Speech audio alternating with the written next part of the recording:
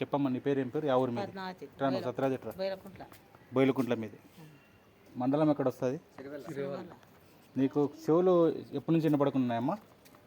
పిల్లప్పటి నుంచి వినపడుకున్నది. నొప్పులు కాళ్ళు అరిగిపోయినాయి కదా? డాక్టర్లు ఏం చెప్పినారు నీకు? మా కాలు ముడి బీరలు అరిగిపోయినాయి, ఆపరేషన్ చేసుకోవాలి. గుజ్జు లేదన్నారా? ఆపరేషన్ చేసుకోవాలన్నారు. ఇప్పుడు నువ్వు ఎవరు చేయి ముఖం చూసుంటే చెవులు వినపడుతున్నాయి, కాళ్ళతో బాగా నడుస్తున్నావు కదా? నా చేయి ముఖం ఏమన్నా చూసినావా? సత్యరాజ్ చెప్పు, నీ భార్య చూసింది కదా?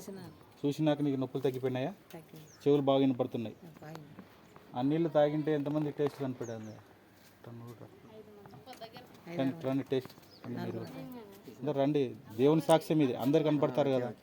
ఇది చూసినంత మీకు దీవెన ఆశీర్వాదమే. ఎట్లా కనపడి టేస్ట్ నీకు?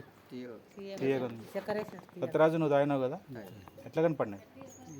తీయగా. పాప నువ్వు అమ్మ తీయగా ఉన్నాయమ్మా. ఎవరు ఇంకొకరు? నువ్వే కదా వాళ్ళు నువ్వు చూసినావు కదా మరమ్మా, నువ్వు కూడా రామ్మా.